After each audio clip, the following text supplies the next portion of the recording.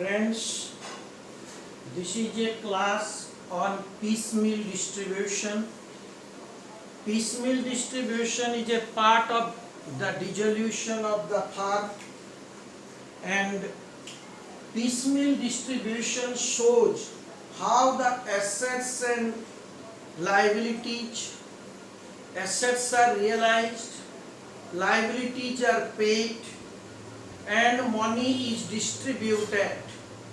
In a real sense, assets are realized chronologically, not in a particular day or at a particular time. The realization of asset will take a long time. Maybe on 1st January, this is the fixed asset sold. On 1st February, again the fixed assets are sold. Then debtors are realized. It is not possible that all the creditor, they will wait for the final realization. They will take the money as and when assets are realized. I am explaining you piecemeal distribution. Piece means part.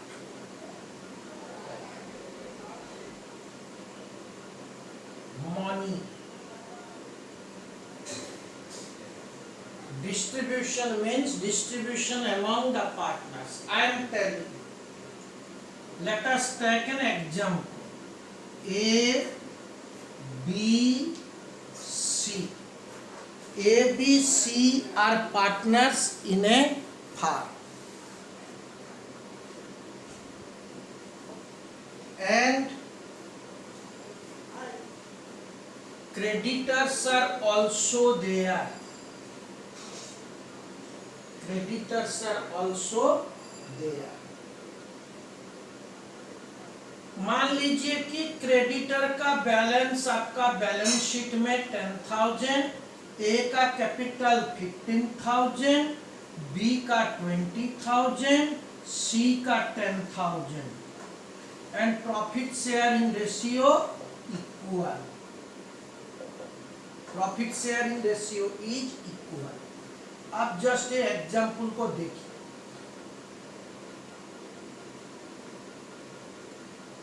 Profit sharing ratio equal. Creditors 10,000 कहाँ? Balance sheet में.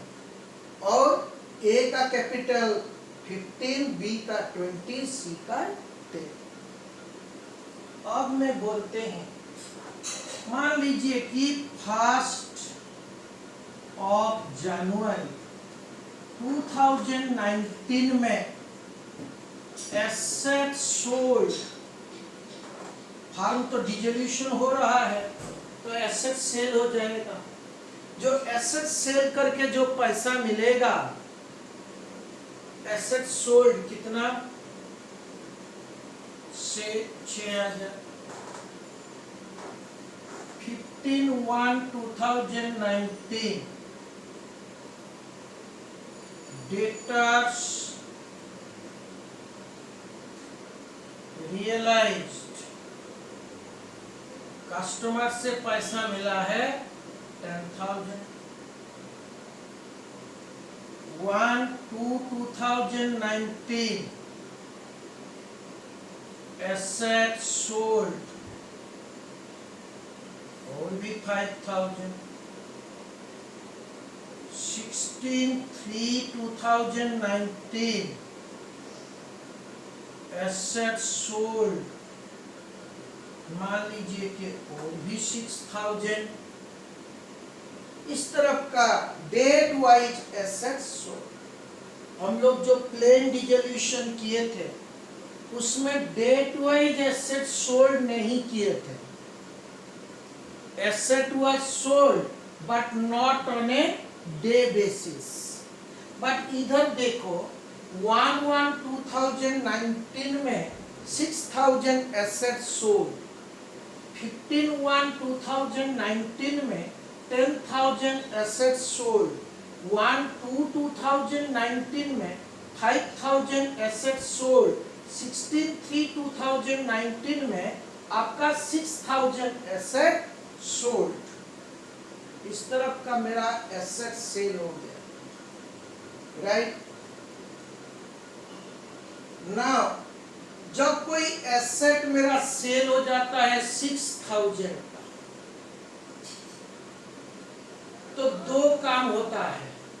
मैं पूरा कितना पैसा मिला है मेरे को, अच्छा से सुनो इस स्टोरी को। ये 16 + 20 27,000। एक बात होता है कि मैं 16/3/2019 का बाद अगर सभी लोग को पैसा दे सकते हैं, पूरा एसेट मेरा सेल हो गया, जो पैसा मिलेगा मैं डिस्ट्रीब्यूट करेंगे क्रेडिटर को, कोई पार्टनर को।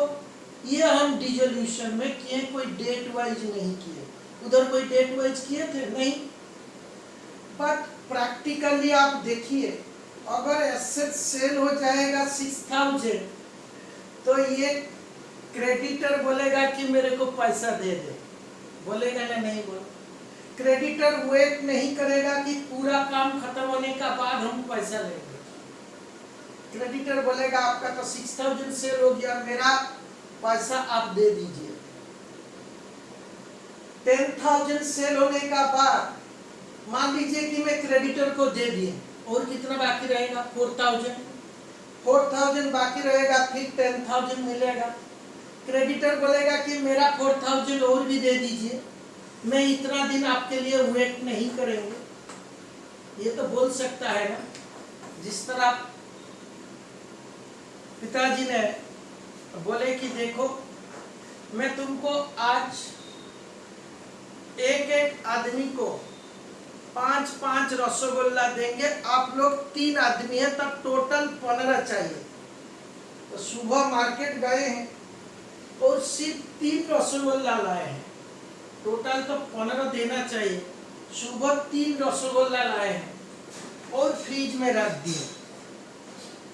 फिर दोपहर में बोले कि दोपहर जाएंगे ना, और भी 6 रसगुल्ला लाएंगे। बट ये 3 रसगुल्ला जब आप लोग का पास मिल जाएगा, क्या आप एक एक करके ले लेंगे ना? 6 पूरा 15 रसगुल्ला आने का तक वेट करेंगे? आप वेट कर सकते हैं क्या? नहीं। जितना मिलता है भाई कुछ ले लो, फिर जब आएगा 6 रसगुल्ला फिर ले लेंगे, और 6 रसगुल्ला इवनिंग में आएगा उसको भी ले लेंगे, तब तो पूरा 15 हो जाएगा। तो आप इवनिंग तक वेट कर नहीं सकते हैं, because rasgulla is very much like to you. Similarly money in a business, money is very dear. जब पैसा मिलेगा क्रेडिटर बोलेगा मेरे को पैसा दे दे, जब पैसा मिलेगा तब फिर क्रेडिटर को देने का बाद ये पार्टनर का अंदर झगड़ा शुरू हो जाएगा। इतना दिन तक झगड़ा नहीं था, अब झगड़ा शुरू हो जाएगा। अब they will quarrel who will get how much money, so they will again quarrel, right? So इसलिए अकाउंटेंसी में हम लोग पीस मील डिस्ट्रीब्यूशन कॉन्सेप्ट इंट्रोड्यूस किए कि जो जो पैसा मिलेगा उसी पैसा को हम लोग देते रहेंगे। और पार्टनर लोग को डिस्ट्रीब्यूट करने के लिए 2 मेथड होता है। आपका maximum loss method, highest relative capital method, तब कोई झगड़ा नहीं होगा। इस तरफ डिस्ट्रीब्यूट करेंगे कि लॉजिकली सभी लोग को समान पैसा मिलेगा। जिसका प्रॉफिट शेयर ज्यादा है वो थोड़ा ज्यादा लेगा, क्योंकि उसका शेयर ज्यादा है फार्म में।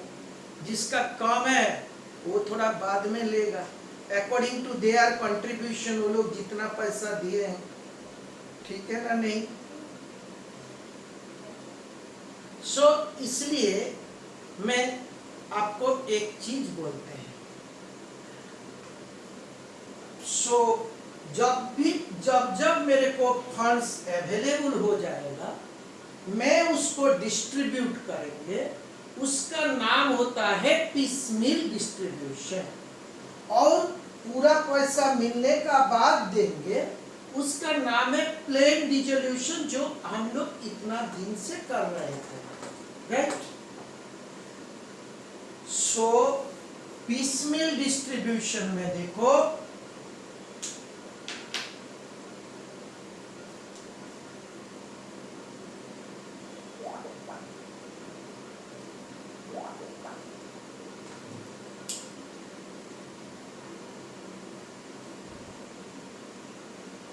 in piecemeal distribution,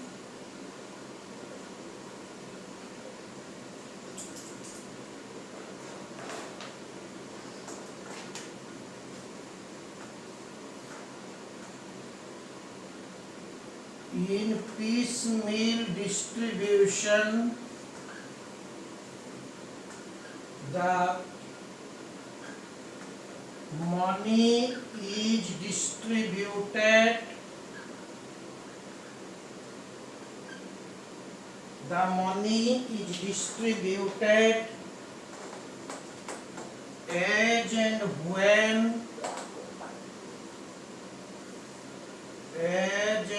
when the amount is received, as and when the amount is received among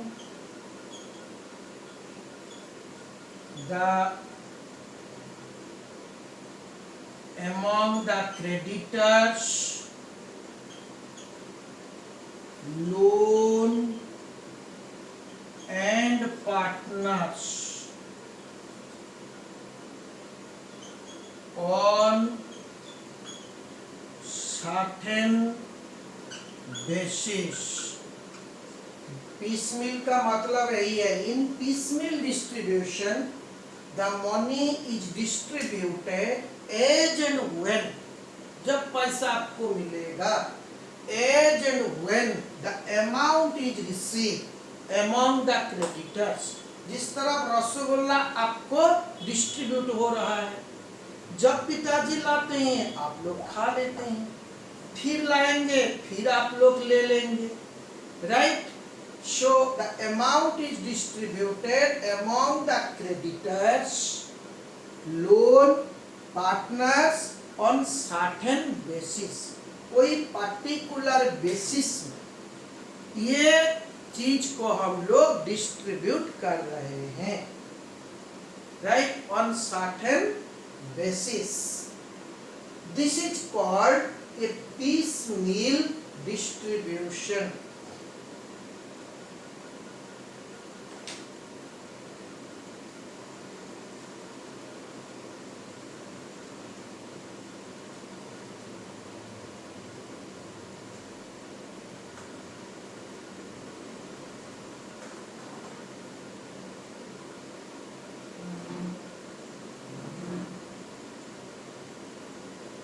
Right?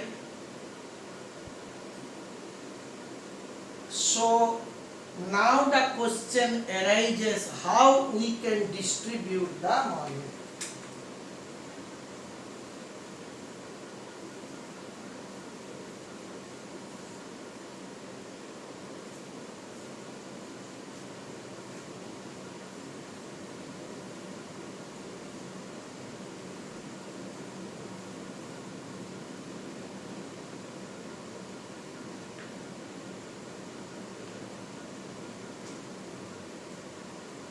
देखो, फर्स्ट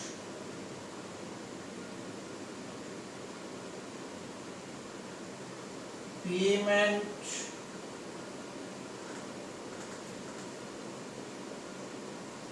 और कैसे डिस्ट्रीब्यूट होगा,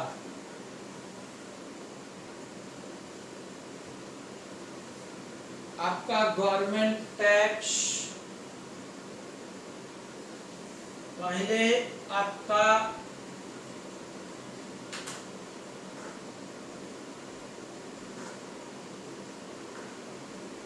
realization expenses, पहले realization expenses 2, then government tax 3, creditors का अंदर आपका रहेगा trade creditor,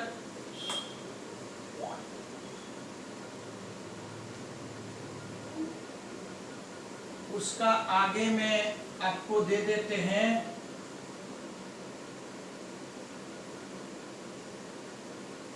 secured creditor,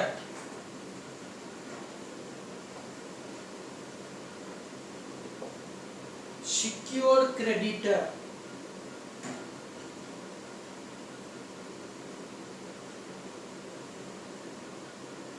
secured creditor का बाद आपका अनसिक्योर्ड क्रेडिटर, अनसिक्योर्ड क्रेडिटर का अंदर क्या क्या चीज आता है,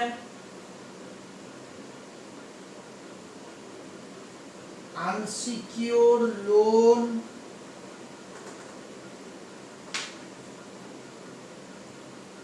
unsecured loan, trade creditor, trade creditors,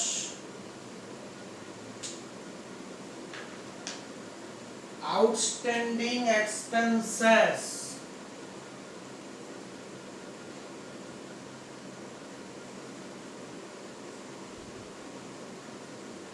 outstanding expenses.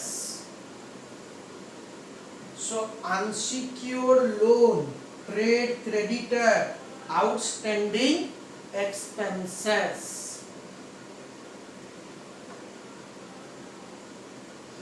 उसका बाद आपका आएगा partners loan,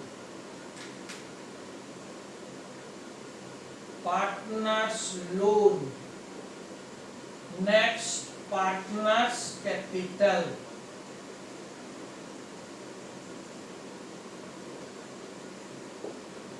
partners capital, right.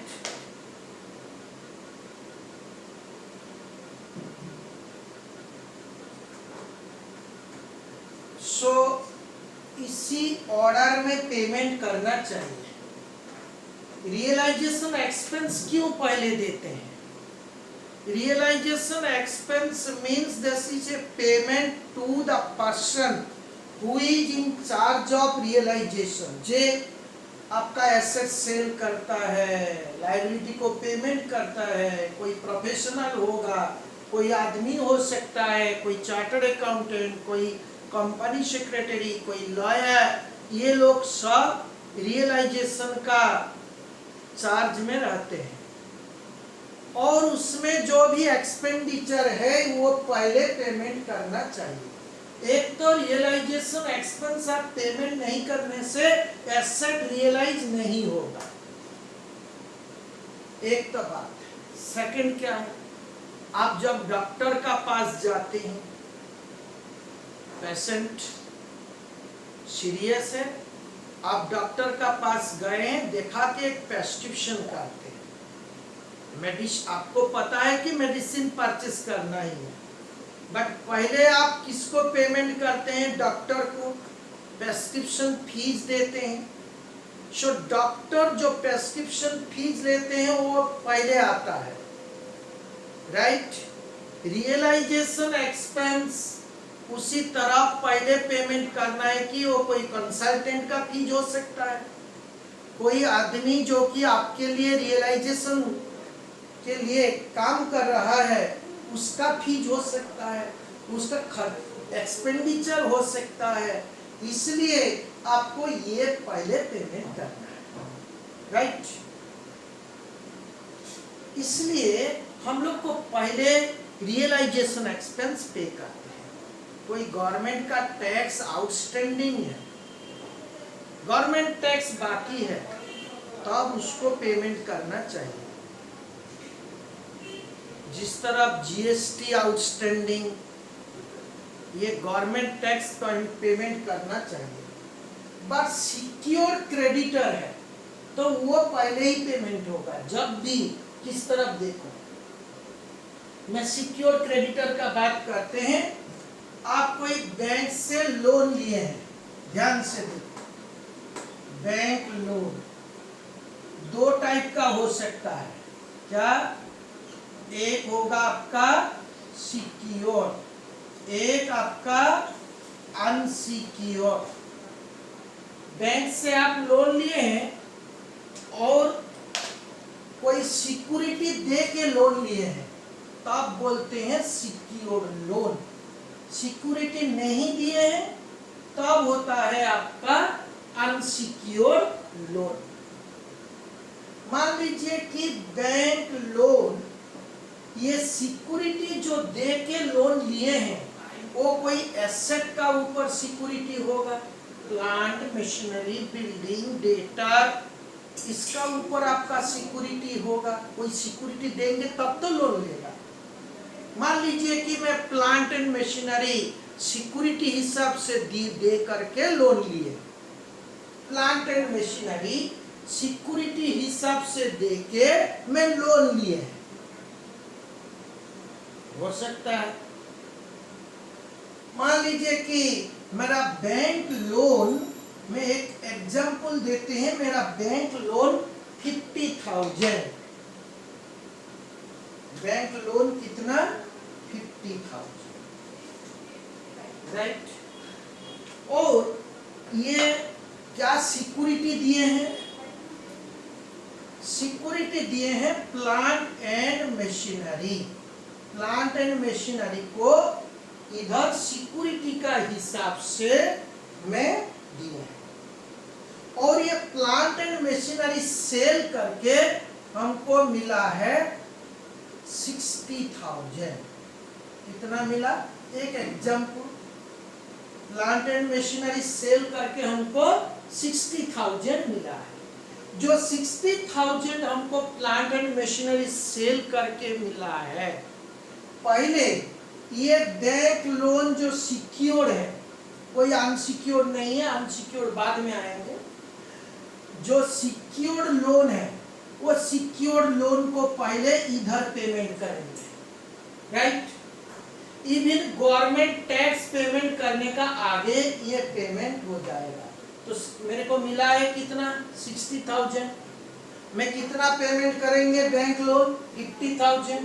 कितना बचेगा मेरा पास? 10,000 रहेगा, है ना? नहीं बोलो। 60,000 प्लांट एंड मशीनरी सेल करके आपको मिलता है, और ये प्लांट एंड मशीनरी सेल करके जो 60,000 आपको मिलता है, उससे आप 50,000 बैंक लोन पेमेंट कर दिए, तब 10,000 रहेगा ना? नहीं। 10,000 से मैं पहले तो रियलाइजेशन एक्सपेंस देना ही है, गवर्नमेंट टैक्स देना है। उसका बाद मान लीजिए कि रियलाइजेशन एक्सपेंस 1,000 रुपया, तो ये 10,000 से 1,000 दे देंगे, ठीक है। गवर्नमेंट टैक्स 3,000, सो उसको भी पेमेंट कर देंगे। टोटल 4,000 पेमेंट हो जाएगा, और रहेगा कितना? 6,000। और 6,000 सिक्योर लोन तो मेरा पेमेंट हो चुका है ना? और 6,000 को मैं अनसिक्योर क्रेडिटर का अंदर डिस्ट्रीब्यूट करेंगे। अनसिक्योर क्रेडिटर का अंदर अनसिक्योर लोन आता है, ट्रेड क्रेडिटर आता है, आउटस्टैंडिंग एक्सपेंस आता है, राइट। किस तरह डिस्ट्रीब्यूट करेंगे, मैं आपको एक बड़ा एग्जांपल देंगे।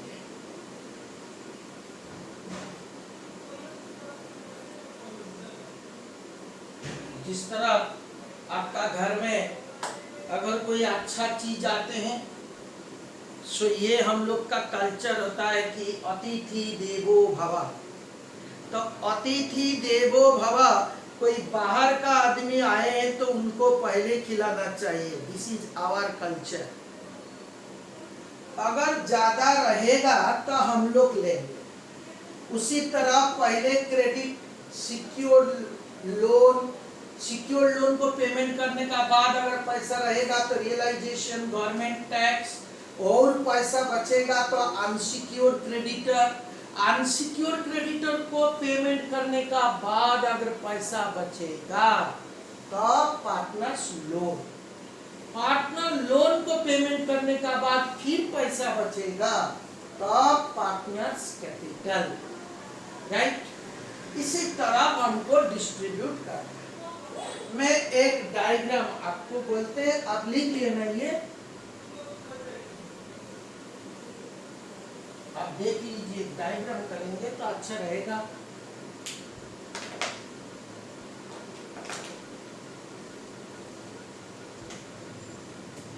मान लीजिए कि ये मेरा बैंक लोन होता है,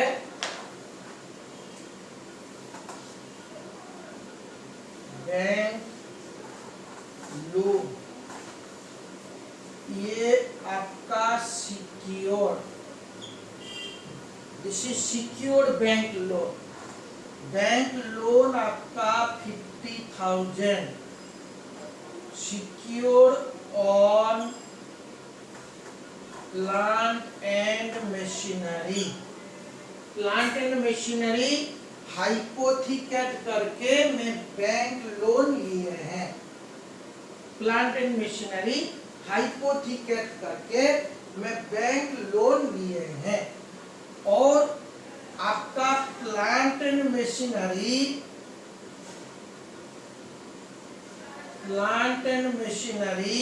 सेल करके हमको मिला है से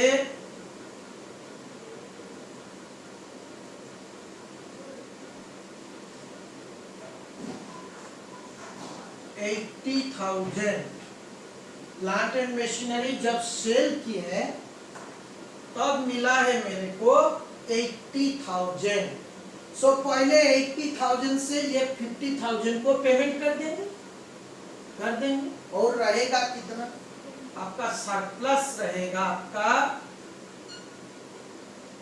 सिक्योर्ड क्रेडिटर को पेमेंट करने का बाद सरप्लस रहेगा 30,000, राइट। ये जो 30,000 आपका सरप्लस रहेगा, इससे मैं रियलाइजेशन एक्सपेंस पेमेंट नहीं हुआ है तो करेंगे, अदरवाइज वो पेमेंट हो चुका है तो नहीं करना चाहिए।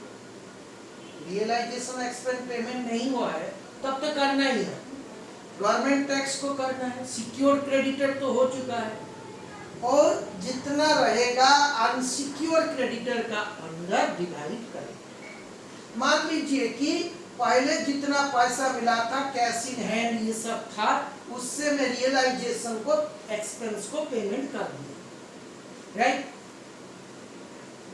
नाउ सिक्योर्ड क्रेडिटर भी पेमेंट हो गया, राइट। सिक्योर्ड क्रेडिटर का पेमेंट होने का बाद देखो अनसिक्योर्ड लोन मेरा है, मान लीजिए कि और भी एक, ये तो सिक्योर्ड लोन है और एक लोन है जो कि आपका unsecured loan, right. Secured loan तो पेमेंट हो चुका है, एक अनसिक्योर्ड लोन है जो कि 10,000। ट्रेड क्रेडिटर है जो कि 30,000। आउटस्टैंडिंग एक्सपेंस है ये आपका 5,000, राइट। आपका कितना पैसा आपका सरप्लस है 30,000। 30,000 को मान लीजिए कि ये पेमेंट हो चुका है, तो अब कितना बचेगा? 30,000 ये लोग को देना है। पूरा दे पाएंगे क्या? पूरा देने से तो हमको 45,000 लगेगा। मेरा पास पैसा कितना है? 30,000। तो मैं कैसे डिस्ट्रीब्यूट करेंगे? In the ratio of outstanding, तब झगड़ा नहीं होगा। ठीक है ना। अगर 30,000 पहले ये पेमेंट कर देंगे तो ये दोनों बोलेगा उन लोग को पेमेंट करते हैं, हमारा शेयर कहाँ है। अगर क्रेडिटर को पेमेंट कर देंगे पूरा 30 to 30, तब मेरा क्रेडिटर पूरा मिट जाएगा। ये दोनों रहेगा, ये दोनों बोलेगा कि क्यों, ये लोग भी कोर्ट में जाकर के केस कर देगा, क्योंकि हम लोग भी तो अनसिक्योर्ड है। आप 30,000 मिला है तो क्रेडिटर को पेमेंट किया, हमारा शेयर कहाँ है। इसलिए ये सब कॉम्प्लिकेसी में मैं नहीं जाना चाहता हूँ, ये सारा कॉम्प्लिकेसी में ये नहीं जाना चाहता हूँ, राइट। इसलिए क्या करेंगे ना, ये 30,000 को आप डिस्ट्रीब्यूट कर दीजिए आउटस्टैंडिंग रेशियो। कौन सा ratio, outstanding ratio. So 10 is to 30, 10 is to 30 is to 5, यही रेशियो है। 10 is to 30 is to 5, यही रेशियो है ना, नहीं बोलो। 10 is to 30 is to 5, यही रेशियो है।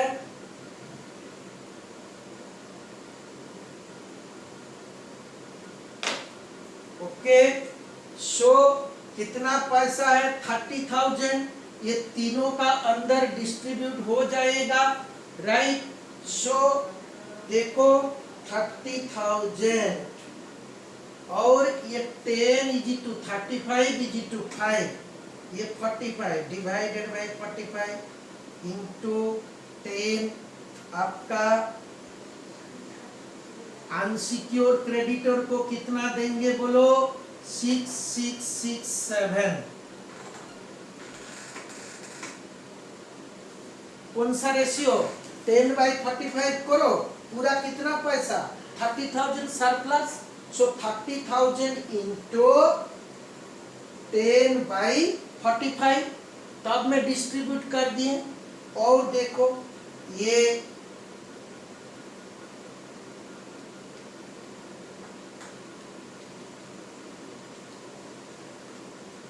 आपका 20,000 इधर आएगा, कितना, 20,000, इधर कितना आएगा, बस। सो ये 6667, 20,000 और 443, these are all coming under outstanding ratio। इसी तरफ अगर पेमेंट करेंगे ना, कोई प्रॉब्लम नहीं होगा, there will be no court case, nothing else. ये तीनों का अंदर झगड़ा भी नहीं होगा। So this is a logical payment, this is a logical payment, this is a logical payment, right. So इसी तरह कोई उपाय में पेमेंट करेंगे, ठीक है। अगर मान लीजिए मैं इधर इसी केस को, ये केस 1 में केस 2 बोलते हैं, देखो ये केस 1 था, आप लिख लीजिए this is your case 1। Case 2 में आते हैं, देखो कैसे डिस्ट्रीब्यूट होगा आपका। केस 2, ये आप केस 1 लिख लीजिए। केस 2 में देखो बैंक लोन 50,000 और ये जो प्लांट एंड मशीनरी सेल करके 30,000 मिला है, तब कोई सरप्लस है आपका, बोलो। Bank loan 50,000 secured loan, plant and machinery sale करके हमको 30,000 मिला है, तब कोई सरप्लस है, पूरा 30 तो उनको बैंक को दे देंगे। जो बैंक का 50,000 है वो प्लांट एंड मशीनरी सेल करके पूरा 30,000 तो मैं बैंक को दे देंगे, तब कोई ज्यादा पैसा बचेगा क्या, नहीं, रादर शॉर्ट हो जाएगा। कितना शॉर्ट, ना 20,000, बैंक लोन जो सिक्योर्ड लोन वो आपका शॉर्ट हो जाता है 20,000, राइट। याद रखो सिक्योर लोन में कोई शॉर्टेज होता है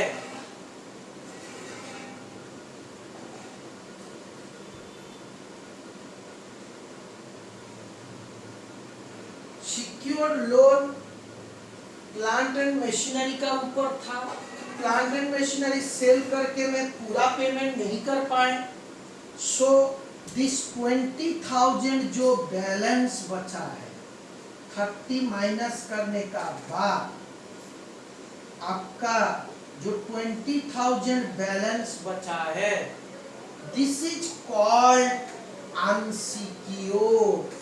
ये कहाँ आएगा? आपका और भी एक अनसिक्योर्ड लोन हो जाएगा।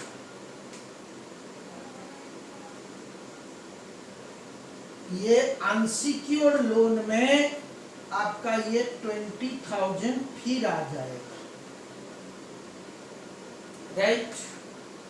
देखो आप पहले अनसिक्योर्ड लोन कुछ था, ये 20,000 इधर ऐड भी हो सकता है या अलग से भी तुम शो कर सकते, क्योंकि आपका सिक्योरिटी जितना था, सिक्योरिटी को पैसा पूरा आपको देने का बाद भी आपका लोन पेमेंट नहीं हुआ, इसलिए जितना सिक्योरिटी नहीं है वो हो जाएगा आपका अनसिक्योर्ड लोन। अनसिक्योर्ड लोन में आपका ये 20,000 आ जाएगा, राइट। फिर मान लीजिए कि बाद में आप फिर दूसरा कोई एसेट सेल कर दिए, दूसरा कोई एसेट सेल हो रहा है, एसेट सोल्ड फॉर ₹25,000 ने दूसरा कोई डेट में आपका एसेट 25,000 रुपया का एसेट सेल हो रहा है, राइट। ये जो 25,000 एसेट सेल हो रहा है, फिर इन लोग का अंदर डिस्ट्रीब्यूट कैसे करेंगे? ये 25,000 को ये चारों का अंदर आउटस्टैंडिंग रेशियो, आपका ये आउटस्टैंडिंग रेशियो अभी कितना है? 10:30:5:20। इसी रेशियो में 10:30:5:20। सो वो जो आपका 25,000 फिर आप एसेट सेल किए, ये डिस्ट्रीब्यूट हो जाएगा 25,000। सो 10 आपका 10 divided by 65 into 25,000, 30 divided by 65 into 25,000, 5 divided by 65 into 25,000, 20 divided by 65 into 25,000।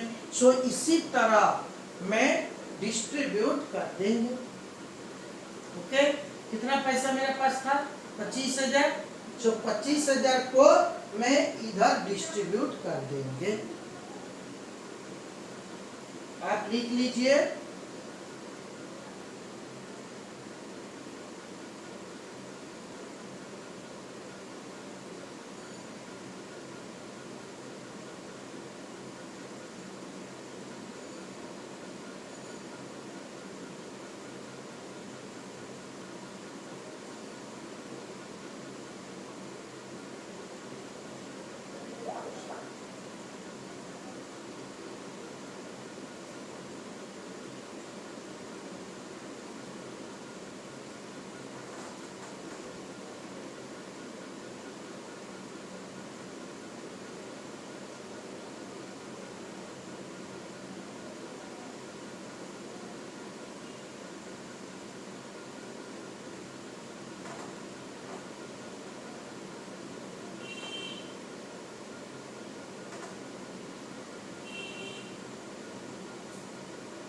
हो गया आपका।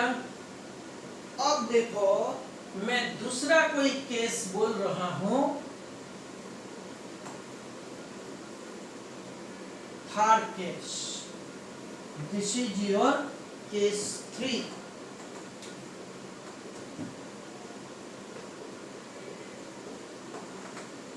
मान लीजिए कि मेरा कोई सिक्योर लोन नहीं है, मैं इसको मिटा देते हैं।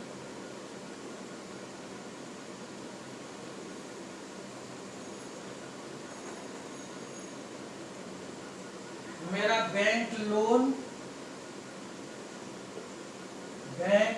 आपका 50,000 और ये लैंड एंड बिल्डिंग का ऊपर था। This is secured on land and building. आपका लैंड एंड बिल्डिंग सेल हुआ, सेल होके कितना मिला? 1,20,000। ओके, कितना मिला? 1,20,000। तो 1,20,000 से पहले बैंक लोन पेमेंट कर देंगे, क्योंकि काफी पैसा है। पूरा पेमेंट हो जाएगा। पूरा पेमेंट हो जाने का बाद कितना रहेगा बोलो? सरप्लस 70,000। ओके, 70,000 आपका सरप्लस रहेगा।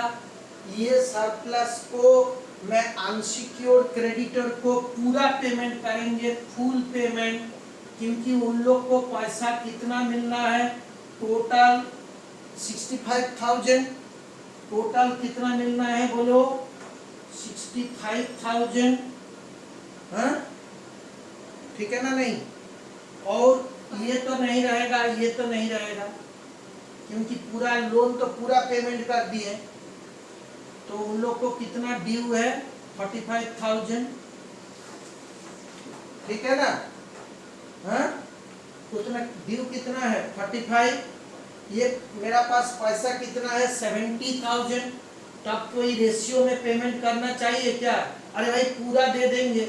जिस तरह आपका पास घर में आपका 15 रसगुल्ला है, आप बोलते हैं कि 3 मेरे को चाहिए, भाई बोलता है कि मेरे को 4 चाहिए, और छोटा बहन बोलता है कि मेरे को 2 चाहिए।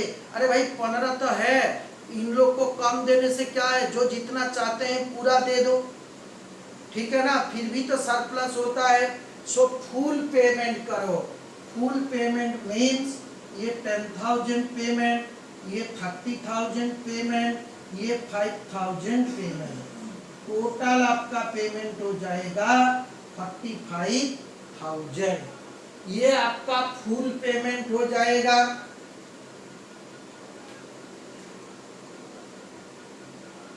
ओके, ये आपका फुल पेमेंट हो जाएगा। फुल पेमेंट करने का बाद देखो, लेस अनसिक्योर्ड क्रेडिटर, इन लोग को 45,000 पेमेंट कर दिए, और रहेगा कितना? 25,000। ये 25,000 किसको पेमेंट करेंगे? इनको पूरा पेमेंट कर दिए।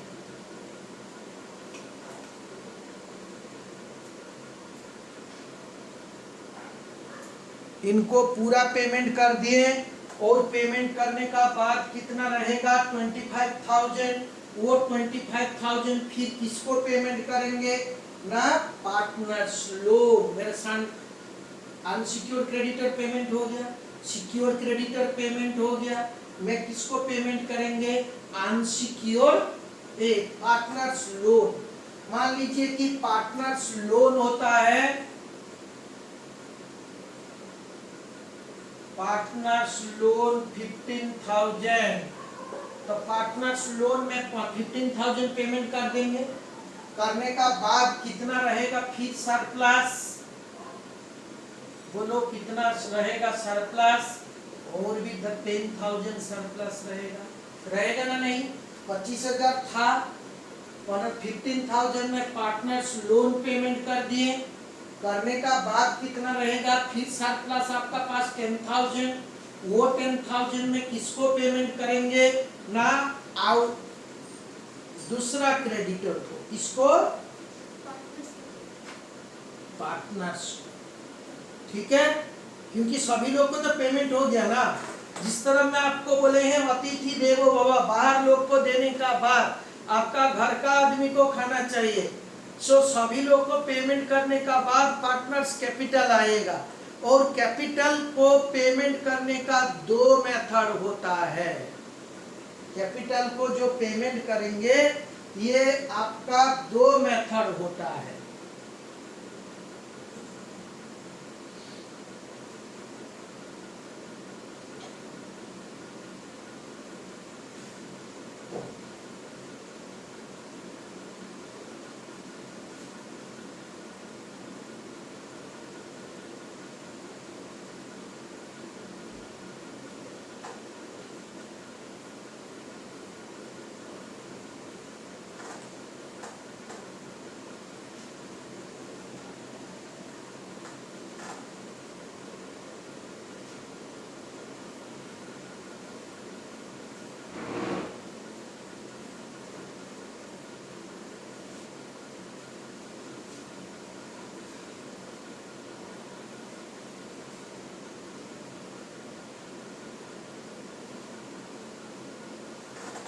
ओके, सो क्रेडिटर को पेमेंट करने का बाद वो जो रहेगा आपका सरप्लस, वो पार्टनर कैपिटल को पेमेंट करेंगे। पार्टनर कैपिटल कैसे पेमेंट होता है देखो, पार्टनर्स कैपिटल, पार्टनर कैपिटल को पेमेंट करने के लिए हम लोग का पास दो मेथड है। एक होता है आपका highest relative capital method, highest relative capital method, ये एक होता है।